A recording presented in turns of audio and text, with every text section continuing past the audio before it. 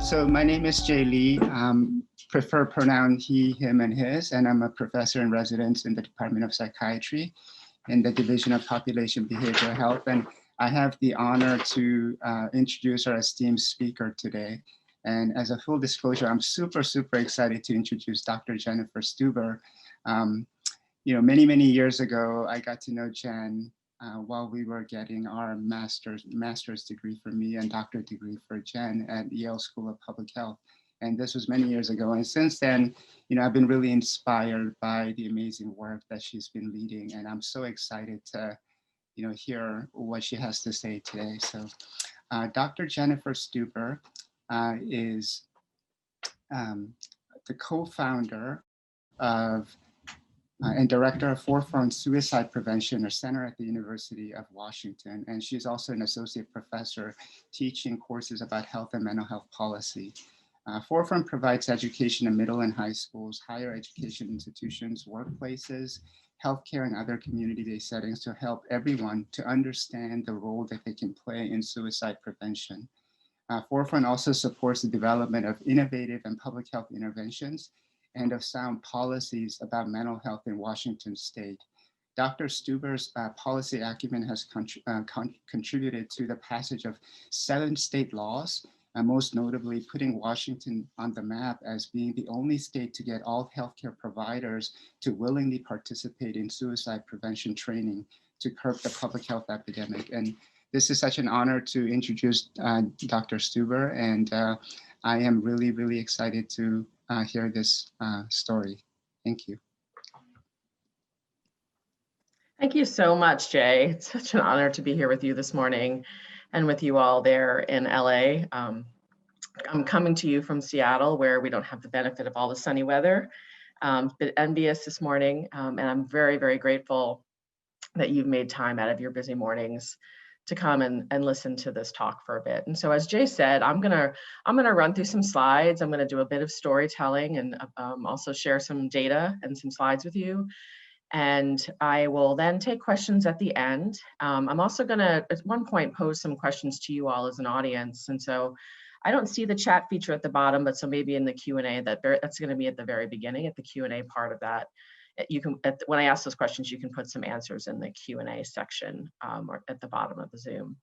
Yeah, so as Jay mentioned, I'm going to be speaking to you about what's happening in Washington State as it relates to suicide prevention, and also specifically about how our provider community, specifically our healthcare provider community, has really gotten behind some of the efforts that are happening here in Washington.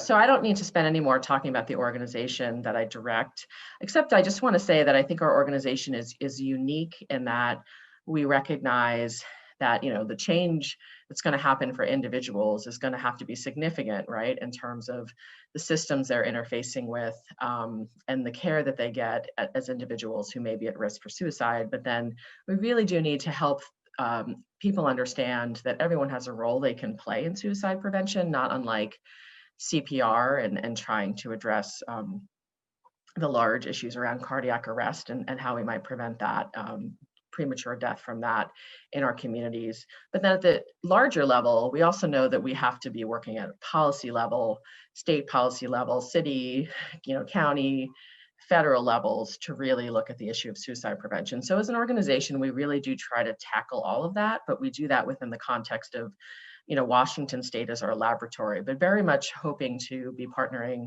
much more in future years with states like California, who are in the western part of the country. And our organization was founded in 2013.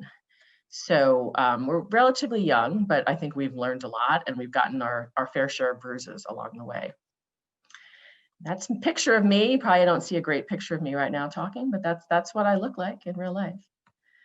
Okay, so what I'm going to chat with you all about today is, first off, the important role that healthcare providers can play in suicide prevention. I just mentioned that I actually believe everybody can play a role in suicide prevention, and that is inclusive of myself, that's inclusive of my family, that is inclusive of everybody that I know in schools, higher ed, et cetera, workplaces. Our job at Forefront is to help people understand what that role is within the context that they're living and working in. You're also going to learn about Washington's story, from training to systems transformation in the area of suicide prevention, and the work that we started, we built, and is still underway. And then we're going to also just help prime you all to think about how you might start to think about improving suicide care in your setting, whatever that setting might be. And I understand from Shoshana that many of you are coming to this seminar from different places. It might be a state agency, it might be a school, it might be a healthcare setting. And so I'm going to try to make this talk as relevant as possible to everybody, but just know that I'm going to be focusing on healthcare settings in particular. So my first objective today is to discuss the important role of healthcare providers in suicide prevention. This is actually a slide from 2017, and it sounds like many of you probably have some background in suicide prevention. At this point, really 50% of us across the United States have had an experience of suicide in their lives, and can really speak to kind of the anguish that comes from that experience of experiencing suicide loss, because there's just it's a very complex form of loss to experience. And we're at this point where suicide rates in our nation, it's one of the few causes of death. Actually, it's the only cause of death on the top 10 list right now, where the rates continue to go up, whereas we've seen significant declines in other leading types of deaths. And so this is 2017. In 2018, I can tell you the numbers are closer to 49,000 in 2018. And of course, there's all sorts of concerns being raised about, will the rates increase related to the pandemic? And the answer is not simple. The answer is simply, we don't know yet. But there are lots of things to be worried about in terms of the pandemic and rates of suicide. But what I wanted to point out is that, suicide is really the tip of the iceberg, and that suicide is one of the most preventable forms of death. Although there are several myths about suicide that kind of make us think that suicide isn't preventable, and this is just something we can't do something about. And I want to just say to you that is absolutely not true. There are many, many opportunities for intervention. And I think this slide really demonstrates that. So below the tip of the iceberg, which is those suicide deaths, there are, on average 25 attempts where people are contemplating with means in hand per every suicide that occurs. People are contemplating suicides. It's roughly 1 in 20 adults, 1 in 10 youth are thinking about suicide. Some of those folks go on to make a plan. And then, mental health conditions, 1 in 5 people, not everyone with a mental health condition is thinking about suicide, but certainly it's one of the major risk factors for suicide. So many, many opportunities for prevention around suicide all the way along the continuum here in terms of care. Again, suicide is a major public health issue. As I have to tell you, Jay and I trained, he mentioned, I've got our graduate degrees at Yale, and then, I can tell you I didn't learn anything, even though by the time I graduated in health services research and how to focus on mental health in particular, I didn't know anything about the suicide epidemic in this country until I moved to Washington State. And I'll tell you a little bit about how I got to become so familiar with it soon. So in terms of our healthcare providers, what we know is, I just showed you those stats around suicide. So when you look at people who've died by suicide, only about a quarter of them have in the month preceding their deaths were actually receiving mental health care. And despite that fact is that most studies will show that whether it's diagnosed or not, that most people who die by suicide who are at least showing symptoms or were diagnosed with a behavioral health disorder. So we have this, major risk factor for suicidal behavior. And again, suicidal behavior is complex, and there are obviously different factors in addition to a behavioral health disorder that might be underlying that play a role. But the fact that we've got this big gap between people who could likely benefit from mental health treatment and what is actually happening in reality suggests to you that there is the need for a very important systems change to occur. I also wanted to point out with regard to primary care, is that this statistic here, while most people don't see a behavioral health provider in the month before they die, 50% of those who died by suicide saw a primary care doctor in the month before they died.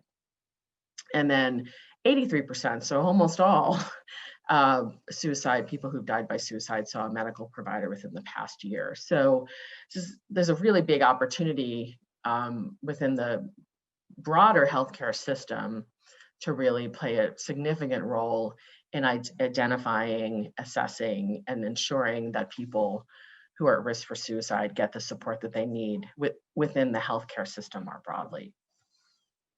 I also wanted to point out that the healthcare professions are at higher risk for suicide than other professions. And there's lots of reasons for this. But like, if you just look at this is from the Centers for Disease Control, and this is distinct from industries, which is another list. But there are certain professions, and I think it's very important to note that healthcare providers, inclusive of veterinarians, dentists, pharmacists are even on this top 10 list. Like, healthcare providers are themselves at higher risk for suicide. And so, this is not just for all the reasons I'm sharing with you. Suicide's preventable. People who die by suicide are very likely to show up in healthcare settings, and healthcare professionals themselves are at higher risk. It's really, really important to do some targeted work around what can healthcare professionals do around suicide prevention. Also, providers, as you know, healthcare providers, as you know, they're one of the most trusted professions. And they're treating conditions. They're a very trusted profession, and people are coming to them often with long-standing relationships over time. And healthcare providers, they're treating conditions that also increase risk for suicide. So, and we also know that people who come into primary care, one of the major reasons they come into primary care for support is actually to treat depression or substance use disorders, right? Which again, increase risk. And also serious chronic pain, injuries, trouble sleeping, all of these kinds of complaints are the kinds of risks that we see in primary care in other healthcare settings that make, us in a position to really be able to identify people who might be at risk and intervene. And of course, we know that healthcare providers, they've entered that profession to save lives. And that's never been clearer than now during COVID, to see just the heroic work that people in the healthcare field are doing on behalf of so many across this nation who are struggling. So it's a really important, healthcare providers, hopefully I don't need to make this case to you, have a very, very important role in suicide prevention. And specifically, how can they help? Well, we're going to talk more about this throughout the presentation, but they really do play an important role in terms of, I think, and this is a new frontier in this work, but leveling the playing field around helping raise awareness around suicide in general in the population, but then also helping people understand like how they can take some immediate steps to make their homes safer, such as conversations around locking, I should say securing and limiting access at times to medications and firearms in particular. They can play a role in identifying and screening patients at risk. They can play a role in asking directly and assessing the severity of the situation, managing suicide risk around safety planning and removing dangers, and then facilitating next steps to ongoing support and to treatment. And then I think a role that's often under-recognized amongst providers is that they can play an important role in advocating for practice changes that are really, really critical here. Okay, so now I'm going to turn more to a storytelling aspects. I've shared with you some of the data around, why suicide prevention is such a big public health issue and what healthcare settings in particular can do about it. But I'll turn to more of the storytelling. So I mentioned to you that Jay and I trained together at Yale, didn't get any training in this. And then I moved to Washington State to become a professor in the School of Social Work, where I was then teaching policy courses to frontline clinical social workers who are going to be working in the mental health field. And so this is in 2011. I was newly married and had 2 young children at that time, 5 and 1 years old. And my husband, his name is Matt Adler, he started to struggle with depression and anxiety. And he'd had experiences of that in his past, but never as severe as he had in 2011. He had just transitioned from living abroad. As a corporate lawyer, was very, very stressed about the downturn in the economy and his ability to really be a successful lawyer in the new context he found himself in. And so he really began to struggle with his mental health. And here I was as a new professor with this fancy degree and all this training. And I had actually had zero idea about how to support my husband. So I could support him instrumentally, and I have always been a strong advocate in my life for my people I love and for the bigger picture things. But I truly, so I was very successful in being able to find him access to treatment, specifically behavioral health providers, psychiatrists, psychologists. But what I wasn't really able to do was to figure out how to really support him personally. In fact, some of the myths about suicide that are pervasive in our culture, like, oh, if I ask him about suicide, am I gonna, make it more likely that he thinks about it or that he does acts on it? All these things. Like, I had no idea how to support my husband, and I will tell you that he ended up losing his struggle with depression and anxiety. And he died by suicide about 6 months after his acute struggle started. And so this was in February of 2012. And so, I really have dedicated my life to working in this field, the remainder of my professional life to working in this field, because I believe the kinds of work that I'm doing, both at a training and an individual level, but also at a systems level, is really key to really, stemming this public health epidemic that I found myself and my young family found ourselves caught up in. So with that disclosure, I really have been on this journey, since 2012. And now I really want to share with you kind of what we've done in Washington as a result. And I'm not going to say, one person doesn't bring about the kind of change that I'm going to talk to you about in this presentation. But one person can make an enormous difference. And I think, basically what I will tell you is that, from my husband's story, he was actually, as I mentioned, receiving treatment at the time. The providers who were treating him, and I've come to learn this is a larger systems issue for sure, the providers who were treating him actually were quite terrified.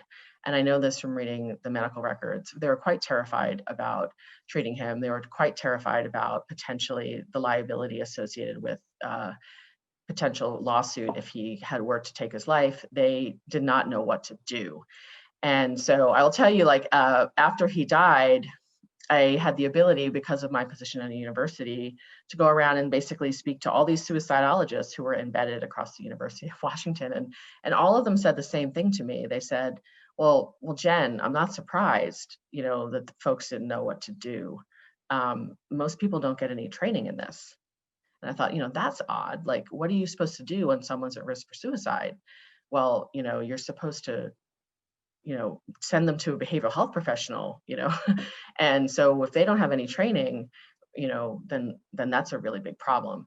And so anyway, a lot of my colleagues who are clinicians were like, well, there's no way you can fix that. And I was like, I don't really believe that's true. And so anyway, we have really worked on trying to fix things in Washington State. And we've learned that the more we fix, the more there is still to be fixed. But I do believe that there is some light at the end of the tunnel that's coming. And so turning to what we'd used in Washington to kind of make our case, which is ultimately where I'm going to focus a bit on right now, is policy. We really have used the data in our state to really drive massive systems reform that is now happening in Washington State. And I will say that I've had several outreaches from people, advocates in your state of California, really wanting to do kind of some of the things that we're doing in Washington State similarly. So what I will say is that these are the kind of data that I'm sure are very consistent with your state. I'm sure you have more suicide deaths in your state. But one thing I just want to underscore is that we talk about suicide being the second leading cause of death for our 10 to 24-year-olds. I mean, that's incredible. But that also, Jay, I think you'll appreciate this as an epidemiologist. Suicide is actually the leading cause of death amongst 10 to 24-year-olds, because that first cause of death are all unintentional injuries grouped together, vehicle crashes, motor vehicle crashes, drownings, bugs falls, et cetera, all of those unintentional deaths are in one category. So if you actually disaggregated those unintentional deaths and laid them next to the numbers around suicide for 10 to 24-year-olds, suicide would be the leading cause of death. So we lose far more young people to suicide than we do to motor vehicle crashes. And you think about what we do around prevention, around motor vehicle crashes, and all the training we give young people, we'll think about what are we doing around suicide? And I saw many of you are from schools. Like, what are we doing around suicide prevention in schools? It's definitely not enough. This issue needs so much more attention and focus. Okay, so there was actually a law passed in 2012, and Matt Adler was actually my late husband. So the bill was actually named after him. And that law passed in 2012 made Washington the first state in the country to require all suicide prevention training for all healthcare providers as part of their licensure requirement. And it wasn't, we weren't adding, in Washington state, we have a continuing education requirement for all of our behavioral health professionals and for all of our healthcare providers. It wasn't adding more time that had to be completed. It was that within the hours that each provider group has to do to keep their licensure, that they had to have some of those hours be devoted to suicide prevention. And so in this case, it was 6 hours every 6 years for behavioral health providers. And so it was very interesting when this first law was passed. I will say that I was very, very proud of the social work field where I am a professor. They were the first group to step up and say, we really need this. And I can tell you, I was teaching in the School of Social Work, at the time this law was passed, and indeed the School of Social Work was offering no training to its frontline clinical workers in suicide prevention. They were the first ones to step up, and the psychologists and the masters and master therapists, they all stepped up. But the one comment that was made when we passed this first law was that, well, if you really want to make an impact, you have to make sure you're training all providers. And that ended up being in 2012, too big of a lift, too fast to get all the providers, the healthcare providers, to be willing to take training in suicide prevention. But it was something that we very much felt like was unfinished business after the first law passed. So as I mentioned, so you can see up above, we've been working on the training aspects of this training, making sure that there's large-scale dissemination of training over the years, and it's still going on, in fact. So in 2012, we passed the first law focused on behavioral health.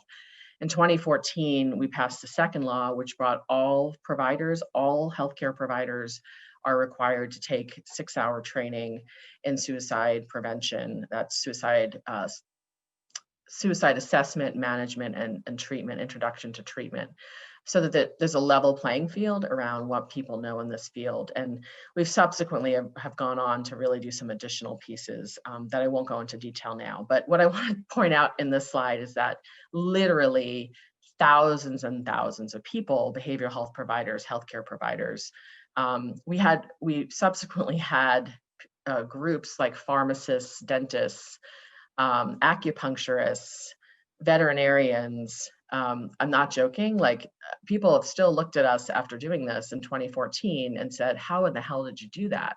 And in fact, not only did we do it, we've actually had many, many groups basically ask the legislature to add them to the requirement.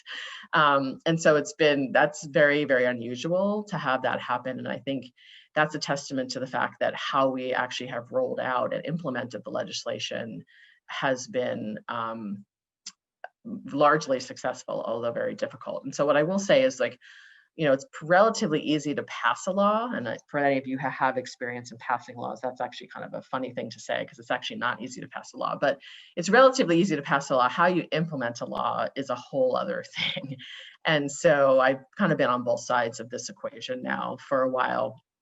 But this really became a big issue, is that the field of suicidology, a field of suicide prevention, while they had several pretty good trainings out there developed, none of them were really ready to be scaled at the level that it was really needed and that this legislation called for. And so that was where it became like a personal story, trying to really make sense and try to change the system from a personal vantage point to like, okay, I have a role to play at a university, a major university, to help make this better in terms of scaling and making sure that if we're going to require this for healthcare professionals, for behavioral health providers, for other groups, we've got to make darn sure that it's good. And I will say that we got some pushback from the primary care providers. The behavioral health providers are very happy to do the requirement and are very happy to continue to do it. And as long as we keep it interesting in terms of offering more advanced training over time. But the primary care providers, the other health providers, they did push back, and their compromise was a one-time requirement in suicide prevention, and that any new clinicians coming into Washington State would need to take the training. So that's something that I think is less than ideal, but it may be something that we revisit in our state too over time. So one of the things we did, so there was a huge proliferation of training. The quality of the training was overseen by our Washington State Department of Health. And there was a huge proliferation of training. And I will say that there probably was varying quality, there was varying cost. Some healthcare systems actually stepped up, like Kaiser Permanente stepped up, and they actually developed their own training and offered it for free to their providers. We at the university actually built a course. So for those of you who signed on today, really wanting to get like concrete skills and concrete up-to-date information about suicide risk assessment, management, and treatment, there's a course that's available online at the website apsafe.uw.edu. It's a 6-hour course that's broken into into 2 3-hour parts, and you can stop and start the course whenever you want. So basically, to be able to scale something to medical providers who are extraordinarily busy, there's enormous challenges in terms of like getting people out of the clinic to actually do training. While the behavioral health training was primarily in person, is primarily happening and being delivered in person, the training to the medical providers is really predominantly happening in online courses like this one. And I would say, I'll just flip through really quickly here what the course covers. I'm not trying to sell you something. It actually, for Washington State providers, the course is actually for free because we've gotten some funding to do that through SAMHSA and other agencies. But for folks who want to take the course outside of Washington right now, the course actually does cost money. So I'm not trying to sell you something in full disclosure, but I am just showing you here like what the course covers. And so the course does really cover the basics. And this slide will be the most helpful. So let me just go to it. So the model is to really look for, we have this acronym that we use, and Forefront has an acronym that we use in all of our trainings, and that acronym is LEARN. And what LEARN stands for is L stands for look, E stands for empathize and listen, A stands for ask and assess, R stands for remove the danger and plan for safety, and N stands for next steps to continuous care. And so in the context of this all patient safe course that we develop for medical providers across the state, these are the kinds of things that you would get in the basic course, which is a 3-hour course, and these are the things you would get in the advanced course. And so this course has tons of resources.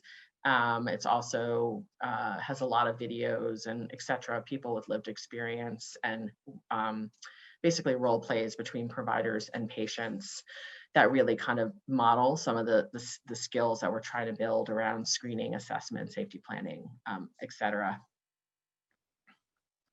Just wanted to show that the course that we developed has very strong evaluation results.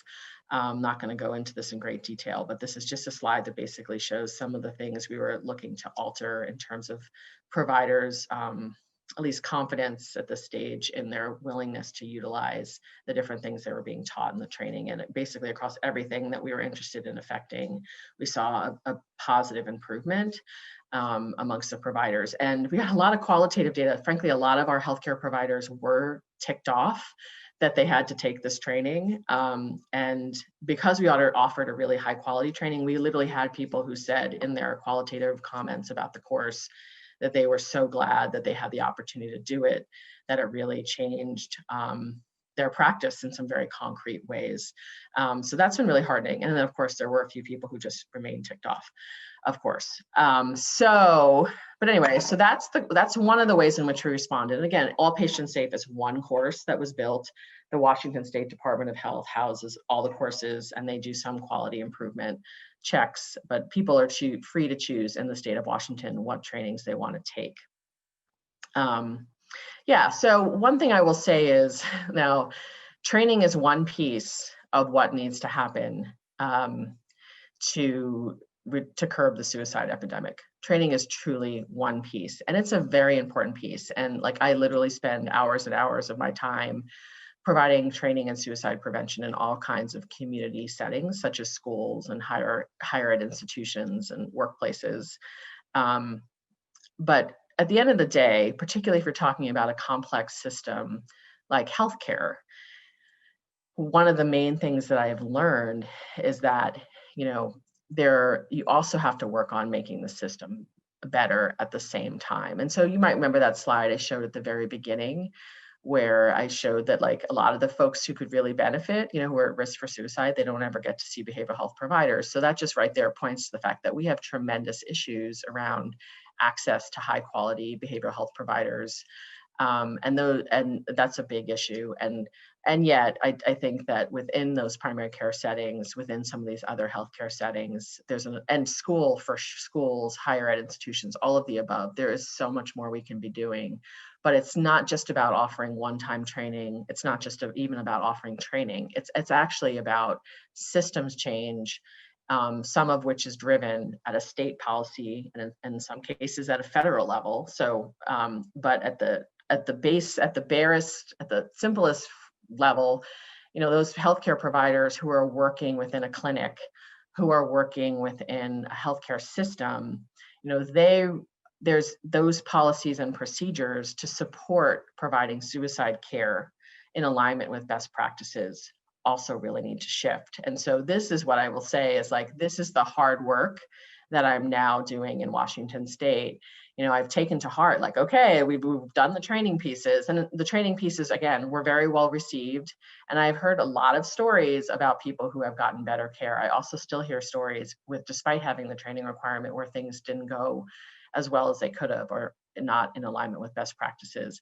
But I do think that one thing that's happened is because we've had so many people trained in Washington State, there is so much more awareness about the issue and what needs to be done. And that has really driven our policymakers to understand the issues much more deeply and to be much more likely to act in ways that will really help both fund suicide prevention work within our state, and also in terms of laws that will help support suicide prevention in our state, such as the training law.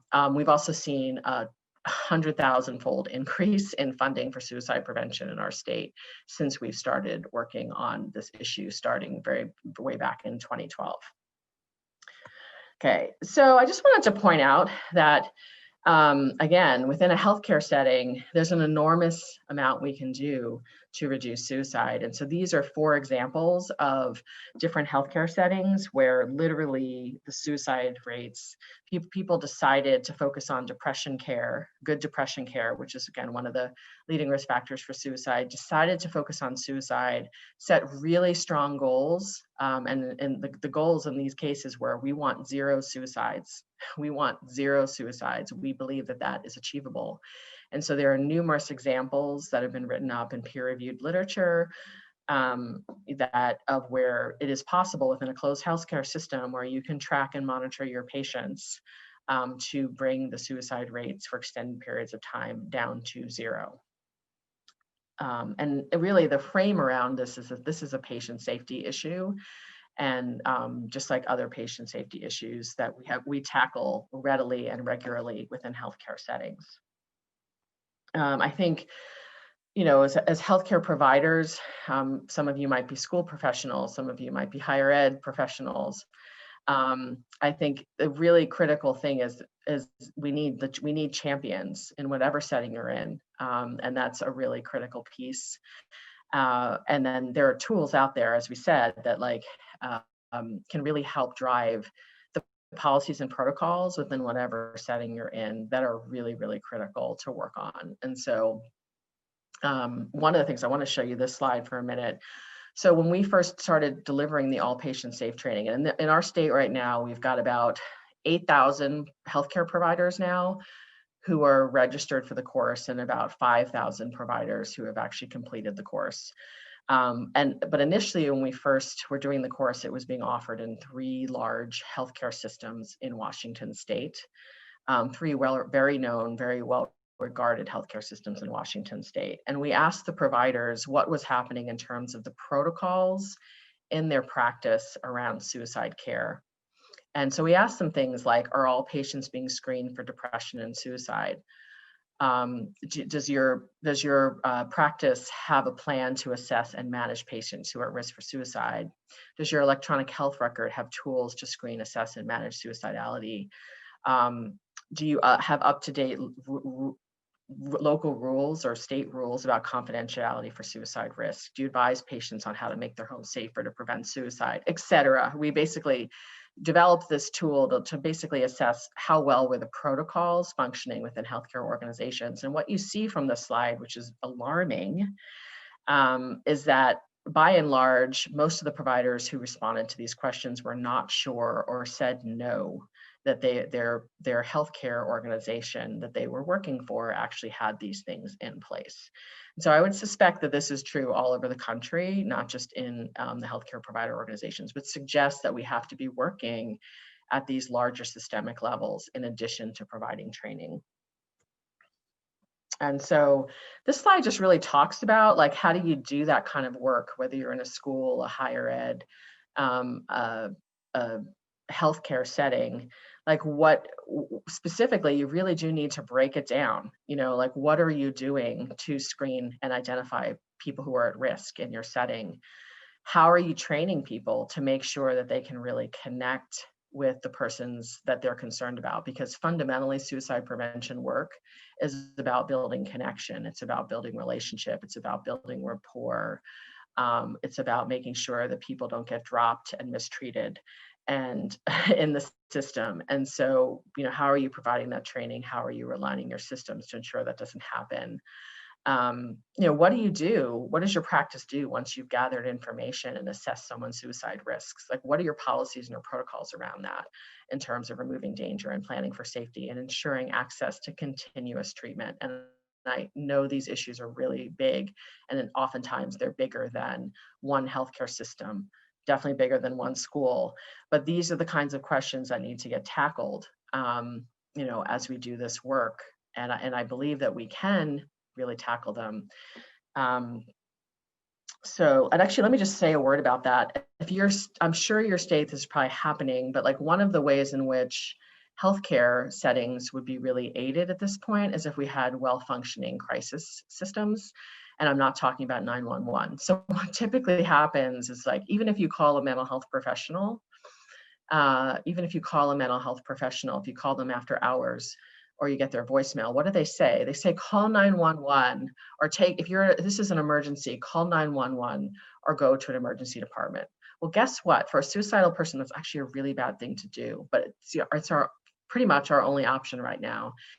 And that is about to shift, has the ability to shift with the National Suicide Hotline Designation Act, or 988. And so very, very hopeful. And if it's not happening and anyone on this call wants to talk more about this, that hopefully your state is beginning to look at what 988 is going to mean for systems transformation in your state to make suicide care that much better, and to basically provide some ease and comfort to healthcare providers to do this work, because there are other places that they can send patients besides to police and to emergency departments in the situation of suicide risk. Anyway, so the rest of my presentation, I just go on to talk more specifically about protocol development. And frankly, I could talk for hours and hours about that, because I've really supported numerous different types of organizations, from schools to workplaces. The Department of Corrections in our state has just asked me to help them, you know, really to refine, you know, their suicide prevention protocols. But like, anyway, the point is that this is really, really important work. And I think one of the ways in which state policymakers can really help it along is one, the training requirement I think has been a hugely beneficial thing in our state, but also the piece about really working on some of these bigger systems components. And we're also working on a suicide care framework bill to really work with our state agencies who are, basically health insurers, to make sure that the managed care organizations who are treating suicidal people all the time, they are they are being held accountable for doing quality care around suicide prevention. So what else did I want to say? Yeah, so that's really our next steps here, is that, so the training thing was the training requirement was a huge deal. It actually led our every state feels like they've got to reinvent the wheel to some extent. So there were all these national standards from JCAHO, and the National Action Alliance have come down around what should be happening in healthcare settings for suicidal people. Our state basically reaffirmed those recommendations through something called the BREE Collaborative. I'm imagining your state has something like that. And so now what we really are doing right now is we're working on our 988. That's not on this slide, but we're working on refining our crisis care, suicide prevention, behavioral health care system, crisis care system through that 988 law. And we're also working on model suicide care, clinical care pathway legislation for 2021. And so if there's any interest in collaborating on any or all of the above, we're very much partnering with the state of Oregon right now. We all know we're going to lop ourselves off on this side of the country anyway at some point. So just kidding. We might as well just all start to work together, on these issues. Yeah, so at this point, oh my God, I got 10 minutes. I think I timed myself pretty well. I'm open for any questions that you might have. Great, Jen. Thank you so much for your talk, and I learned so much today, and also it's so personal and so inspiring. And I think we have so many, opportunities, learning from the state of Washington, the work that you've done. And I think all of these issues that you brought up are very relevant to LA County. So we have some questions. So during the Q&A session, I've been informed that the chat function will be disabled. But I think we had a couple questions from the chat window that were asked when you were presenting. And then we have some questions in the Q&A section. All right, so the first question is, how common is that suicide assessment comes up in the dental field? And I was really struck by the creativity that you were able to form in terms of engaging with dentists, pharmacists, acupuncturists. And so that was one question. Yeah, should I answer that one? So the first one, sure. So the dentists, in dentists, what we're asking dentists to do is somewhat different than what you might see in a primary care setting. We're asking dentists to do is basically to know the signs and to know what to do to engage the patient around the issues, and to know what some of the resources are that they could refer them to. So we're not actually asking them to do management or next steps to continuous care per se. But I will say that dentists play a really important role because they often have that continuity and range of interaction with patients over time. And so, and they're also dealing with a lot of issues around pain, chronic pain. And so the dentists were one of the groups that volunteered after the initial law passed, also because their rates of suicide are higher. So it's like, how do you help each other peer to peer in terms of this work, was how that issue was framed. And the dentists, the pharmacists really grabbed onto this in a significant way, and they developed their own training with our support. And now they're implementing it through all the schools of pharmacy across the state. And they offer it nationally, the Washington State Pharmacy Association. The dentists chose to basically hire people to come in and deliver suicide prevention training. But it's been an amazing effort on their part, and it's been very well received by them. Yeah, that's really amazing. That's great.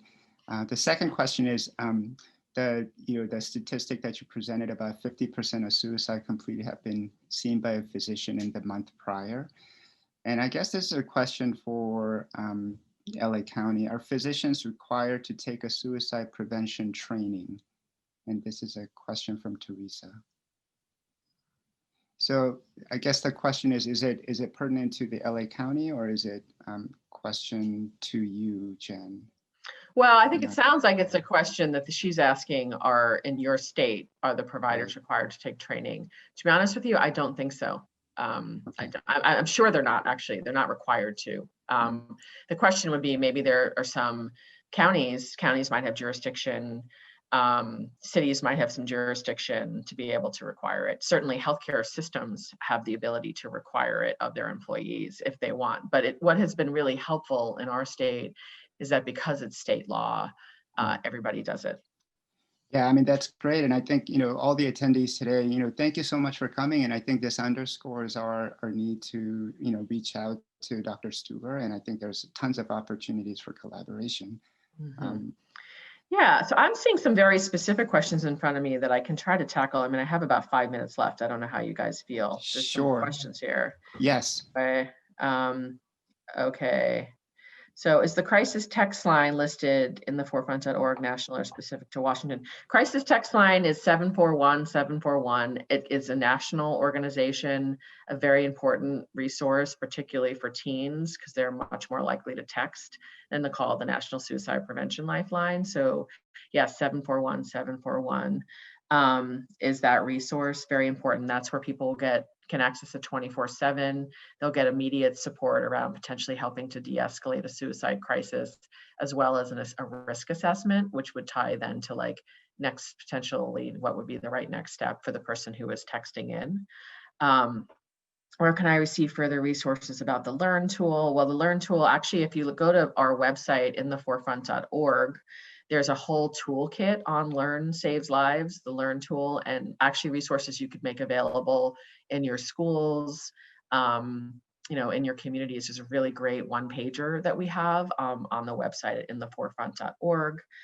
My coworker and I did 20 risk assessments during our 2-week middle school orientation this year. Chapter requires suicide prevention training. So again, this would be specific to your state laws. In Washington state, we do actually require that all of our school counselors also have suicide prevention training. That was another one of the laws that we worked on.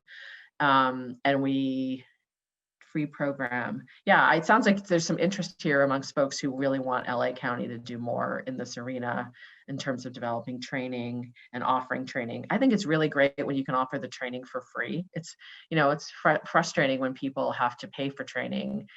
However, it's such an important thing that providers are facing on a near daily basis that I think it's critical that people have it, even if they have to pay for it.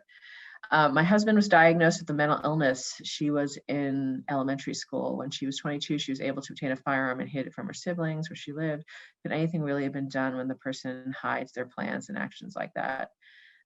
So I'm really sorry. My heart goes out to the person who wrote this question. At this stage, there are still things that can be done, but people really need to know what can be done, and it's not always easy. And so yeah, some of it is that did this person have someone that they could talk to about the issues that they were in? There's a big piece here in this question that would be very important that is very important in suicide prevention training, is understanding options around limiting access to lethal means.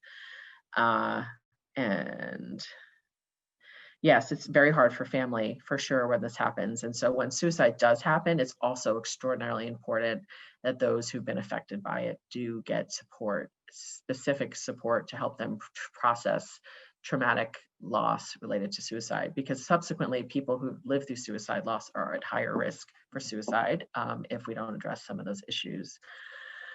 And one more, is there any information on how COVID has limited the awareness of suicide within the healthcare profession? It is my experience that people couldn't just walk in ER as a patient.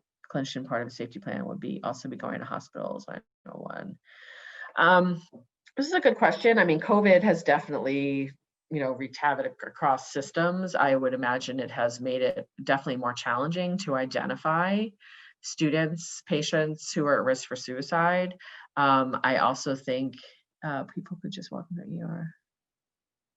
Yeah, I'm not 100% sure I understand this question fully, but I will say that I do know that there's been quite a lot of work. There's been some silver linings of the pandemic in terms of the ability to expand outreach, to provide training.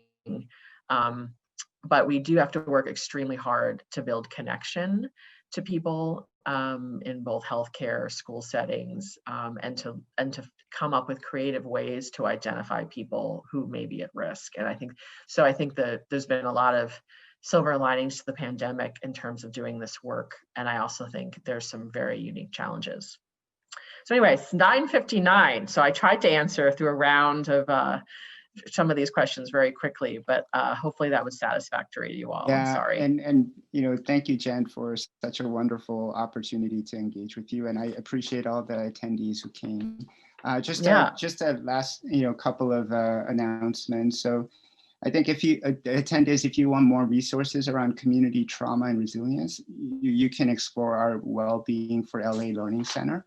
Again, I thank you all for coming, and I thank you, our esteemed speaker, Dr. Stuber. Thank you. It's been a great pleasure talking to you all this morning. I really appreciate it. Anything I can do to help, Jay knows how to find me. Okay, great. Thanks. Happy holidays, everyone. Bye.